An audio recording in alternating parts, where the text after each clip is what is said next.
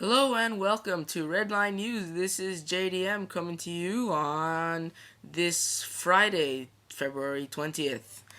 First news. Due to the various financial problems of the world, many banks are either pulling out or scaling back their sponsorship efforts in Formula One. The bank sponsors several teams. For instance, Credit Suisse sponsors BMW Sauber, ING sponsors Renault, and RBS sponsors Williams, or the Royal Bank of Scotland. Anyway, ING has confirmed stepping down from Renault's title sponsor to just a sponsor, and RBS may pull out because RBS is one of the banks affected by the UK bailout. Also, Credit Suisse will be withdrawing sponsorship of BMW Sauber Formula One as of 2009.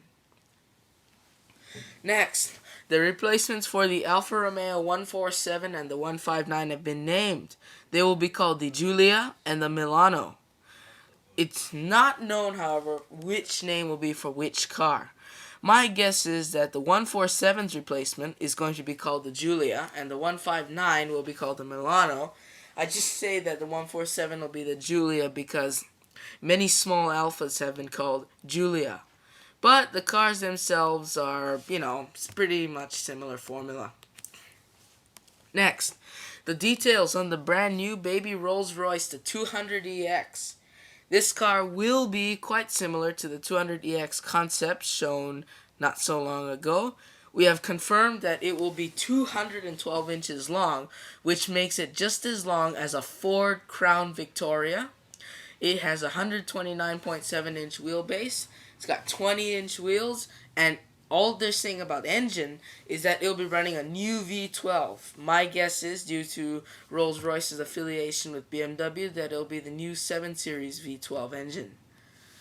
Next, Richard Branson, yes, that rich British businessman, is interested in buying Honda Formula One.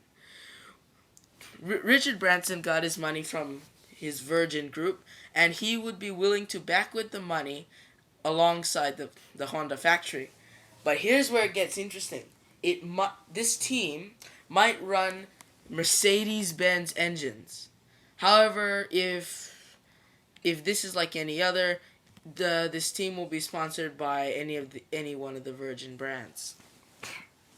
Next, for the Mercedes-Benz Geländewagen. For those of you who don't know German, that's that big, ugly Jeep that you thought Mercedes binned not so long ago.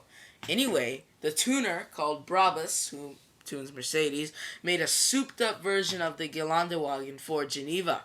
This is to celebrate the 30th year of making the Geländewagen. In other words, a big Nazi Hummer competitor. Anyway, it gets a twin-turbo V12 engine from the Mercedes S600. It makes 700 horsepower from a 6.3-liter engine. And here's where it gets interesting. 973 pound-feet of torque from 2100 RPM. It can hit 150 miles an hour, but it will cost $483,000 US dollars. So, you're going to need some fat wallet for that. And this is interesting, okay? Danica Patrick has been linked to the United States Formula One team. Anyway, this team will release all of its info in a Speed TV special at 1 o'clock in the afternoon Eastern Time on February 24th on Speed Channel. She, quote, feels flattered to be mentioned with F1 in the same sentence. But she knows that her chances aren't, super great, but she's obviously hopeful. But personally, I don't think she really deserves that spot. I've got nothing against her because she's a girl or anything like that. It's just that, talent-wise, I think we could do better. I think that although she should be given equal opportunity as anyone else to be tested, I think that Graham Rahal might be a better match for F1 than her, but if she turns out to be the fastest, the best, most consistent, then I don't see why not. But, it really just depends. Next, in Formula One, we're going back to F1, the prices for a super license, which is what you need to drive a Formula One car competitively, went up. And as a result, the Grand Prix Drivers Association is ticked. This is why. Lewis Hamilton's super license is $270,000. Meanwhile, a sprint cup driver such as Mark Martin is only paying $4,000.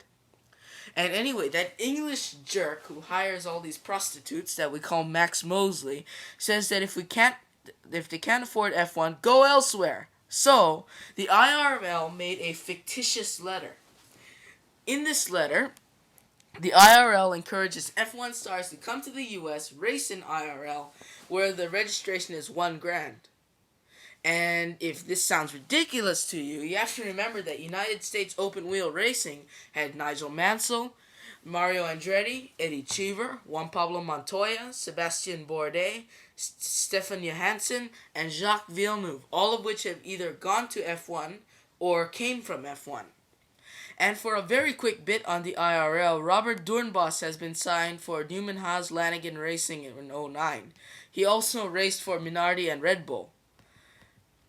And to conclude this show, this episode, which Americans do you think should be with US F1? As they've claimed that they want at least one, preferably two US racing drivers. And why do you think that the two you chose should be in there? Anyway, thank you for watching, and we hope to see you soon from all of us. That means all two of us, JDM and GCG at Redline News. I'm JDM. See you when we see you.